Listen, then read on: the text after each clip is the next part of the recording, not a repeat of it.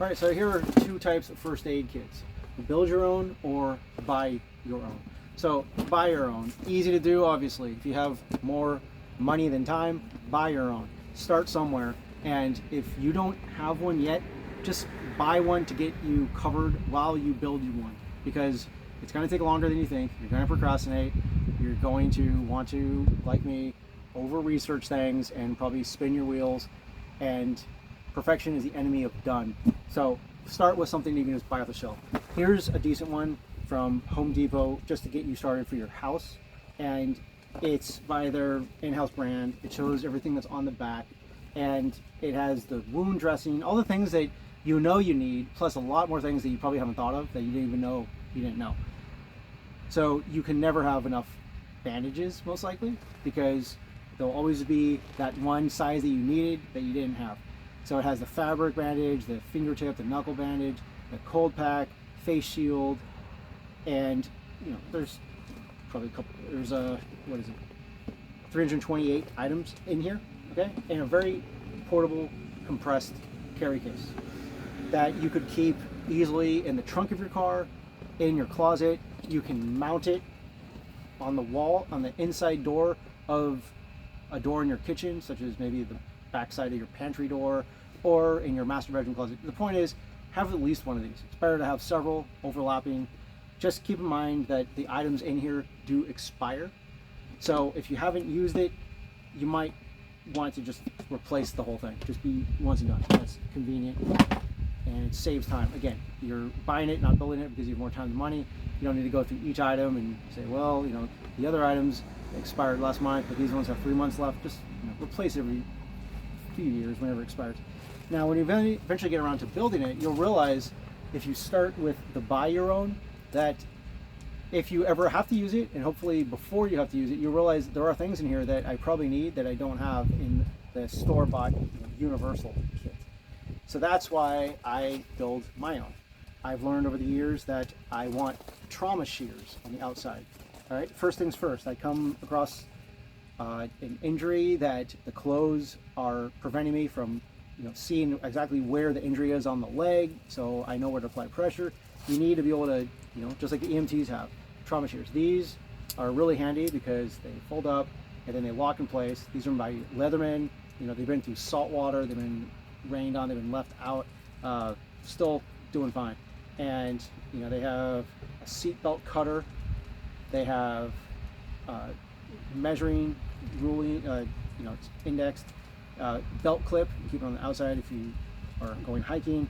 It's a very useful thing to have. And glass breaker. Okay, so this will be a good thing to have in your car, because you can use it to cut the seatbelt and then smash the glass, so you could egress or ingress into someone who you're trying to help into their car if their glass and seatbelt are holding them back.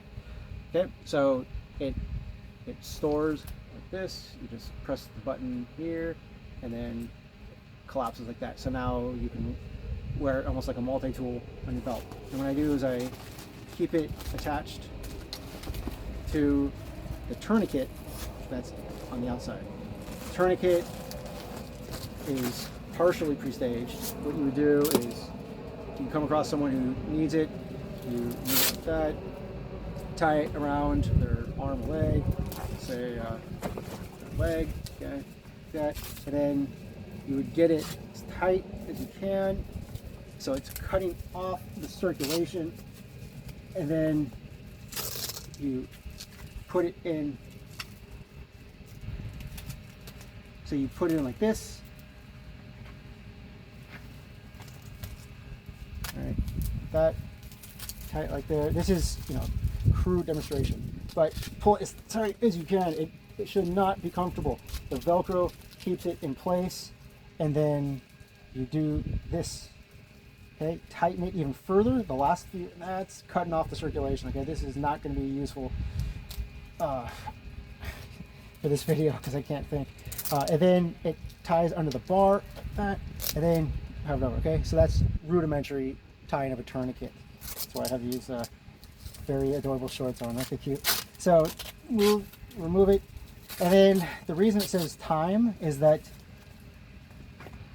as I learned in TCCC, Tactical Combat Casualty Care in the Navy, you're supposed to write the time that it was applied. So that's why your kit should come with a Sharpie, and that's right in there. And that's one of the few examples of things that you learn over the years that don't come in the store-bought kit, along with other things. Like if you can get an EpiPen, it's a great idea to have it. You hopefully will never need it. Maybe nobody in your family, has anaphylactic shock for peanuts or bee stings, but just because they haven't had any kind of allergic reaction in the past doesn't mean they won't have one someday. It also doesn't mean that just because you've never been around someone in anaphylaxis, however you say it, anaphylaxis, I'm not a doctor, doesn't mean you won't come across someone. And that one device could be literally the difference of them making it home that night and going somewhere else, i.e. the morgue. So the coroner's office, I guess, more likely. So the point is, like, there are so many little items that can literally mean the difference between life and death. These aren't niceties. These aren't like, this isn't a video on how to travel light and super efficiently and be extra comfortable. No, this is probably more than most people think they need, because most people are not prepared for most things, unless everything goes completely according to plan.